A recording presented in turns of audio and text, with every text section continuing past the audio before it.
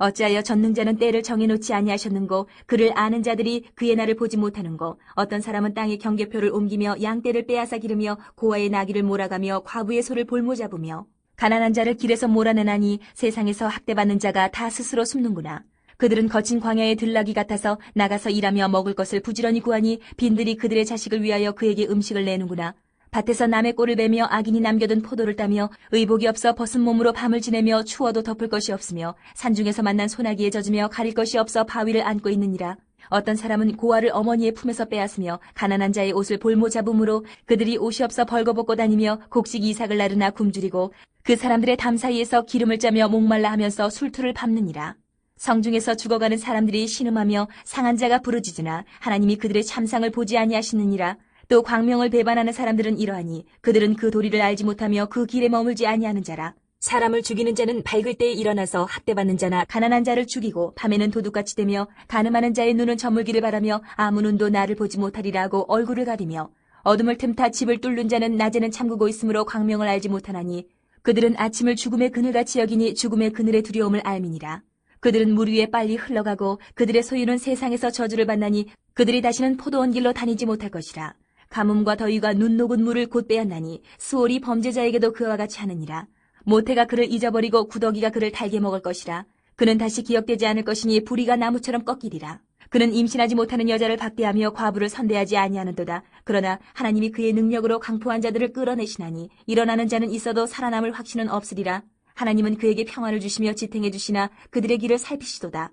그들은 잠깐 동안 높아졌다가 천대를 받을 것이며 잘려 모아진 곡식 이삭처럼 되리라. 가령 그렇지 않을지라도 능히 내 말을 거짓되다고 지적하거나 내 말을 헛되게 만들 자 누구랴. 오늘 24장 말씀을 우리 함께 읽었습니다. 23장에 이어 있는 말씀인데요. 욥이 대답하는 내용, 욥이 주장하고 변증하는 내용을 담고 있습니다. 앞서서 23장에서 욥이 자신의 현재, 자신의 과거, 자신의 미래를 말하면서 자신의 고통에 대해서 또 자신의 진심을 토해내고 있다. 우리 어제 그 말씀을 나누었죠. 욥의 진짜 고통은 지금 재난이 임해서 고통하는 것이 아니라 자기의 재난의 이유를 알지 못하는 것, 하나님과 지금 단절된 것 같은 그런 상황, 그게 진짜 고통이었다 그랬죠. 그럼에도 불구하고 욥은 과거에 하나님과 연결되어 있었다. 과거에 연결된 것으로 지금의 고난을 지탱하고 있다 그랬습니다. 무엇보다 욥이 하나님께서 자신을 정금같이 빚어가실 미래, 모든 것의 결정은 하나님이 하시고 하나님이 내리시는 모든 결정은 옳다 선포하면서 자기는 그저 그 하나님 앞에서 두려워 떨면서 겸손하게 주님을 바라보겠다 그렇게 고백하고 있습니다. 자, 이런 23장 내용에 이어서 이제 오늘 24장 욥의 이야기가 이어지는데 오늘 24장에서 욥은 자신이 세상을 관찰하는, 자기가 관찰한 이 세상의 모습을 서술하고 하나님 앞에서 그 내용을 해석하고 있는 거죠. 오늘 말씀의 결론은 역시 인과응보, 친구들의 말이 틀렸다는 것입니다. 친구들은 그저 선하구나, 복받았다, 복받았구나, 선하구나, 또 지금 재앙을 당하는구나, 악하다, 이렇게 단순하게 인생을 판단하지만은, 그런 인간들이 바라는 관점, 그런 걸 기대하지만은 세상을 가만히 관찰해 보니까 그런 내용들이 전혀 맞지 않더라. 욥의 결론입니다. 오늘 말씀을 통해서 욥이 세상을 어떻게 관찰하는지, 또 그런 관찰을 통해서 뭘 깨닫는지 우리 함께 묵상하면서요, 하나님 주시는 마음 얻기를 원합니다. 첫째로 욥은 억압하는 자와 억압당하는 자의 모습을 관찰하면서 인과응보 관점이 틀렸다고 주장합니다. 자, 인과응보 관점이 틀렸다는 주장을 욥이 계속하고 있는데 이유가 뭐냐? 세상을 관찰해 보니까 먼저 욥의 눈에 띄는 것이 억압하는 자가 있고 억압당하는 자가 있더라는 거예요. 여러분, 오늘 1절 보니까 어찌하여 전능자는 때를 정해놓지 아니하셨는고, 이렇게 시작하죠. 무슨 말입니까? 왜 하나님은 심판하실 때를 정해놓지 않으셨나? 왜 하나님을 아는 자들, 하나님을 섬기는 자들이 정당하게 평가받는 날, 심판받는 날을 정해놓지 않으셨나 하고 의문문으로 말씀을 시작하는 거죠. 여러분, 욥이 왜 이런 말을 합니까? 하나님이 왜 심판날을 제때저때 정해놓지 않았냐? 이 욥이 말하려고 하는 의도는 이런 거죠. 만약에 하나님께서 10년에 한 번씩 심판한다, 또 뭐 20년에 한 번씩 심판한다, 딱 이렇게 정해놓으셨으면 사람들이 그게 두려워서라도 악을 행하지 않을 텐데, 10년이라고 이렇게 정해놓으면 한 9년, 8개월, 9개월 정도는 악을 좀 해가더라도 그때 되면 정신 차리고 그때 되면 다시 한번 돌아오려고 하고 그럴 텐데 왜 하나님이 그렇게 안 하셨을까?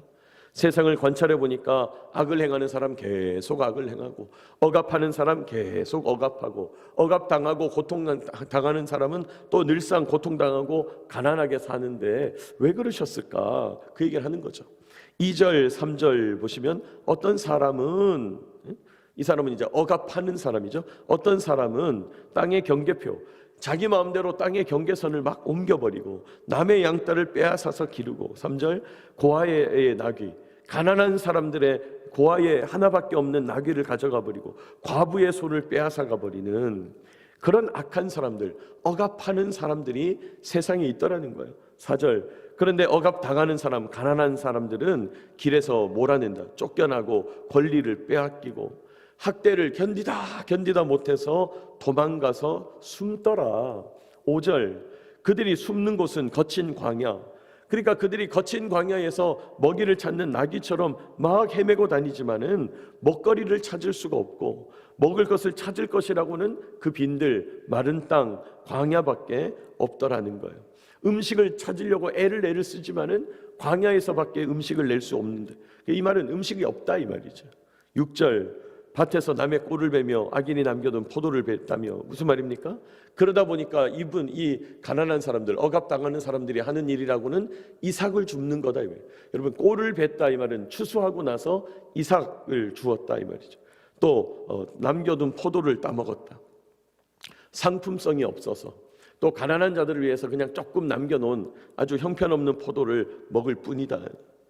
6절, 그러다 보니까 7절, 그러다 보니까 의복이 없어서 헐벗고 밤을 지내는데 추워도 덮을 것이 없고. 여러분, 오늘 아침도 쌀쌀하고 추운데 이럴 때 옷이 없어서 그저 광야에서 헐벗고 있다는 거예요. 8절, 산중에서 만난 소나기에 젖으며, 그렇게 광야 산들을 막 헤매고 다니다가 비를 맞게 되고 피할 곳이 없어서 바위를 안고 있다. 바위 밑에서 겨우 비를 피하고 있다. 억압당하는 사람들의 고통, 가난한 자들의 비참한 삶, 세상의 단면이 이러하더라 말하고 있는 거죠. 9절, 어떤 사람은 심지어 이제 억압하는 사람입니다. 아이를 어머니 품에서 빼앗아서 고아를 만들고 가난한 자의 옷을 볼모 잡아요. 빚을, 이제 그 가난한 자의 옷을 가지고 보증을 세워가지고 빚보증으로 세워가지고 그걸 빼앗아 가더라. 10절, 그러나 가난한 사람은 옷이 없어서 헐벗고 다니고 곡식 이삭을 주어서 나르지만 역시 굶주리고. 11절, 그 사람들이 올리브 기름 짜는 일, 자벽부로 올리브 기름 짜는 일에 동원이 되고 포도즙틀을 짜는 일에 동원이 되나 실상 그 사람들은 목마르다. 그렇게 많이 생산을 해내도 자기 건 한 개도 없다 이 말이죠. 12절, 이렇게 억압당하고 고통당하는 사람들, 성중에서 죽어가는 사람들 신음하고 부르짖는데 하나님은 그 참상을 못 보시는 건가? 하나님은 왜 그들의 간구를 듣지 못하시는 건가? 이렇게 오늘 욥이 탄식하고 있는 겁니다. 여러분, 이 세상에 이렇게 고통당하고 억압당하는 사람들이 이 세상에 너무 많다는 거예요. 가난이 대물림되고 힘이 없어서 저항 한번 못하고 억울하고 비참하게 죽어가는 이들이 너무 많다는 거예요. 그런데 그런 세상에 눈을 들어서 바라보는데 하나님이 그들을 구원하는 일은 오히려 없는 것 같더라는 거죠. 욥의 관찰이에요. 여러분, 이런 욥의 관찰을 바라보면 그저 억압하는 사람과 억압당하는 사람의 어떤 그런 일들이 있을 뿐 인과응보 관점은 전혀 근거가 없는 거죠. 가난한 자들이 특별히 죄 지을 것도 없이 고통당하는 이유, 억압하는 이들이 늘상 억압하면서 자신의 권세를 이어가는 이유 없다라는 거죠. 인과응보 관점이 작동이 안 되더라는 거죠. 여러분, 하나님이 왜 이렇게 부조리를 방치하실까요? 하나님이 왜 이렇게 구조적인 불평등, 뿌리 깊은 사회악, 왜 이런 걸 방치하실까요? 왜 해결하지 않으실까요? 여러분, 그런 말 들어보셨죠? 역사는 반복된다. 그런 말 들어보셨습니까? 역사는 반복된다. 무슨 말입니까? 억압당하던 사람들이 어찌저찌 혁명을 일으켜가지고 뒤집어 엎었어요. 그렇다 칩시다. 그렇게 해서 힘을 가지면 또 어떻게 하죠? 또 다른 사람 억압하는 사람 하는 거예요. 아니, 자기가 억압당하게 살다가 이제 자기가 힘을 가지면 이제 우리 이런 거 하지 말자, 이제 모든 사람 잘 사는 대동세상 만들자, 그런 얘기 하냐? 안 한다는 거예요. 말은 그렇게 하지만은 결국 또 억압하는 사람들이 되더라는 거예요. 여러분, 공산주의가 바로 그런 거 아닙니까? 사회주의가 바로 그런 거 아닙니까? 프롤레타리아 노동자 계급들이 억압당하고 있다. 우리가 혁명을 통해서 뒤집어 엎어서 모두가 평등한 세상 만들자. 뭘 모두가 평등해요? 또 누군가 특권층이 되어서 억압하고 있는 거죠. 대표적인 게 저 북쪽에 있는 세습체 권력 아닙니까? 여러분, 인간은 그렇더라는 거예요. 억압하는 사람과 억압당하는 사람, 그거 둘러치고 맺히고 또 입장 바뀌면 또 세력이 바뀌어 있고 큰 차이 없더라는 거예요. 문제는 뭐라는 겁니까? 인간의 죄성이라는 거예요. 문제는 인간의 죄성이 문제지, 고통을 당하냐 아니냐, 억압을 하냐 당하냐 상관없다는 거예요. 여러분, 인간은 고통에 집중해요. 누가 고통당하냐, 누가 고통을 주냐, 이 고통의 이유가 뭐냐, 이 고통을 어떻게 해결할 거냐, 내 고통에 집중하고 있어요. 여러분, 우리 그리스도인들도 마찬가지입니다. 자꾸 고통에 집중해요. 우리가 요즘 잘 살게 되니까 자꾸 고통스러운 것을 못 견뎌요. 그러나 고통보다 더 중요한 것은 인간에게 있는 뿌리 깊은 죄악, 죄성이 문제라는 거예요. 아무리 억압하는 사람들, 억압당하는 사람들을 구해내고 억압하는 사람들을 벌을 줘도 세상 바뀌면 또 누군가는 누군가를 억압한다는 거예요.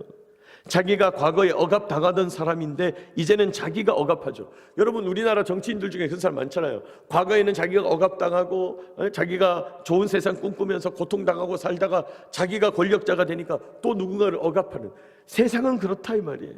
그게 세상의 본질이고 죄된 인간 본성의 실상입니다. 그러므로 여러분, 고통을 넘어 죄악을 분별해야 돼요. 고통을 넘어서 죄악을 분별해야 돼요.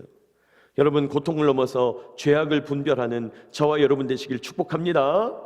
선거에서 누가 이기냐, 다음은 누가 힘을 잡냐, 누가 권력을 잡냐, 죄송하지만 이런 건 아무것도 중요하지 않아요. 영적인 세계에서는, 하나님과 우리와의 관계에서는 이런 게 중요한 게 아니에요. 결국은 인간의 죄성의 문제라는 거예요. 우리가 그것을 분별해야 합니다. 두 번째로 욥은요, 악을 행하는 자, 범죄하는 자의 결국을 관찰해요. 악을 행하는 자, 범죄하는 자의 결국을 관찰하니까 가만히 보니까 인과응보로 심판당하는 게 아니더라는 거예요. 그럼 뭐가 심판이냐? 인간의 결국이 심판이에요. 인간의 결국이 심판이더라. 욥이 악을 행하는 자, 범죄하는 자를 가만히 관찰해 보니까 인간의 결국이 심판이더라. 오늘 욥이 악을 행하는 사람들, 범죄하는 사람들을 관찰해요. 13절 보니까 또 광명을 배반하는 사람들은 이러하니, 이렇게 시작하죠. 여러분, 여기 광명을 배반한다는 것은 밝은 데를 거부한다, 어둠에 익숙하다, 즉 범죄하는 사람들을 말하는 거예요. 죄악 가운데 거하는 사람들, 그들은 빛이 있는 길로는 가지를 않는다는 거죠. 14절 사람을 죽이는 자, 살인하는 자는 밝을 때, 여기서 밝을 때라는 건 밝아질 때를 말해요. 새벽에 일어나서 사람을 죽여요. 왜 그럴까요? 여러분, 왜 범죄는 새벽에 일어날까요? 사람들이 깊이 잠들어야 되니까, 가장 그때가 어두우니까. 밝아지려고 하는 그때가 가장 어두울 때. 세상은 지금 새벽같이, 칠흑 같은 새벽 같은 그런 어둠 속에 있더라는 거예요. 15절 가늠하는 자들은 어두워지기만을 기다려요. 빨리 어두워져야 자기가 가서 죄를 지을 텐데, 간음을 할 텐데, 그렇게 어둠 가운데서 행하면 사람들이 눈치채지 못할 거다, 그렇게 생각한다는 거예요. 자기 얼굴만 가리면, 죄 지을 때 자기 얼굴만 가리면 사람들은 못 알아볼 거다. 또 16절 어둠을 틈타 집을 뚫는 자, 도둑들을 말하는 거죠. 도둑들은 빛을 알지 못해요. 도둑들은 낮에는 가만히 있고 밤에만 활동을 해요. 17절 그들은 아침을 죽음의 그늘같이 여기니, 무슨 말이에요? 도둑질 막 하다가 날이 밝았다, 아유 큰일 났다, 날이 밝으면 안 되는데 죽음의 그늘같이 여긴대. 오히려 그들은 어둠 속에서 평안을 누린다는 거죠. 여러분, 세상에 이렇게 범죄하는 자들이 있다라는 거예요. 관찰을 한 거예요. 자, 그런데 이 범죄자들의 결국이 어떠냐? 18절 그들은 물리를 빨리 흘러가고, 여러분, 이 말은 그들은 홍수에 떠내려가는 것 같은 그런 인생을 산다는 거예요. 세상에서 저주받는다, 하나님의 저주를 경험한다, 하나님 앞에서 여러분, 범죄하면서 사는 사람들 중에 범죄가 성공해서 행복하게 사는 사람 거의 없더라 이 말이에요. 저주가 임한다는 거예요. 19절, 가뭄과 더위가 눈 녹은 물을 곧 빼앗나니, 눈 녹은 물이 뜨거워서 막 증발해버리는 것처럼 그렇게 죄인들이 사라져버린다. 20절, 그들의 인생은 뭐냐? 어머니가 잊어버려요. 여러분, 나이가 많아지면 어머니하고 멀어지잖아요. 또 구더기가 그를 달게 먹어요. 여러분, 우리가 죽어서 땅 속으로 들어가게 되면 결국 우리의 육체는 구더기가 파먹는 거죠. 그게 우리의 결국이라는 거예요. 부리가 나무를 꺾는 것처럼, 여러분, 나무가 늙어지고 낡아지면 꺾여서 이제 점점점 썩어 없어지는 것처럼 그게 인생의 결국이라는 거예요. 여러분, 범죄하는 자들, 죄를 지어서 심판당하는 게 아니다라는 거죠. 그들의 결국은 죽음인데 인생에는 결국 죽음의 그늘이 드리워져 있더라, 그 말을 하고 있는 것입니다. 22절, 그러므로 하나님께서 때가 되어 그의 능력으로 강포한 자들을 끌어내리세요. 언제든지 사람은 때가 되면 죽음을 맞게 되고 그 죽음 앞에서 볼품없는 인생이 되더라는 거예요. 누구나 인생의 결국은 죽음이더라는 거예요. 23절, 하나님은 그에게 평안을 주시며 지탱해 주시라. 악한 사람들이 평안을 누리는 것처럼 보이지만은 그러나 그들의 길을 살피시도다. 하나님이 다 지켜보고 계신다는 거예요. 그리고 다 지켜보실 뿐 아니라 일일이 껌껌이 심판을 하지 않으셔도 인생의 결국은 죽음이에요. 그게 심판이라는 거예요. 욥이 관찰하는 거죠. 여러분, 오늘 욥이요, 아주 중요한 개념을 지적하고 있어요.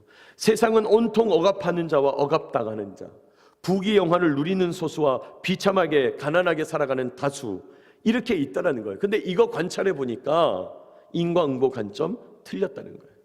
또 이 세상에 범죄하는 사람들, 악한 자들이 너무나 많은데 그러나 하나님이 그들을 일일이 심판하시는 게 아니라 그들의 결국은 죽음, 구더기가 살파먹는 그런 인생, 나무가 때가 되어 꺾이고 죽어가는 것 같은 그런 인생, 그게 이미 심판받은 죄성 가지고 있는 우리 인생의 본질이더라고 말하는 거예요. 이미 인간은 이런 죄성 때문에 심판 가운데 있다는 분석이에요. 가난한 사람들이 왜 그렇게 고통당하냐? 억압한다고 해서 그들이 행복하냐? 그렇지 않더라는 거죠. 범죄한다고 해서 그들이 행복하냐? 그렇지 않더라는 거죠. 여러분, 생각을 해보면 인과응보 관점이라는 것은 사실은 세상에 희망이 있다는 주장이에요. 세상에 희망이 있다는 주장. 하나님이 선한 사람은 복 주시고 악한 사람은 벌을 주시니까 그래, 세상은 살만해, 세상은 아직 희망이 있어, 그런 마음을 배경에 깔고 있는 게 인과응보 관점이에요. 그러나 욥은 분명하게 지적하죠. 세상엔 희망이 없어요. 세상에 희망 없어요. 절망이에요. 세상은 이렇게 보나 저렇게 보나 가망이 없어요. 악이 판을 칩니다. 악한 자라고 바로 망하는 것도 아니에요. 억압하는 자와 억압당하는 자가 있어요. 범죄자들은 날마다 이 새벽에도 늘 활동하고 있어요. 여러분, 선한 자라고 해서 바로 세워지는 그런 간단한 문제가 아니더라는 거예요. 우리가 이미 나눴습니다마는 악이 무엇이냐, 선이 무엇이냐, 그것조차도 불분명하잖아요. 도대체 악은 뭐고 선은 뭐냐? 불분명해요. 왜 그렇습니까? 인간이 죄성 가운데 놓여 있기 때문이에요. 인간의 본성이 죄에 놓여 있기 때문이에요. 그리고 죄의 삭슨 사망, 결국은 사망이에요. 인생의 결국이 죽음이더라. 인생의 결국 죽음이 심판이더라. 오늘 욥이 말하는 것입니다. 사랑하는 여러분, 오늘 욥의 이런 관점을 기억하면서 기도하며 나아가게 되시기를 축복합니다.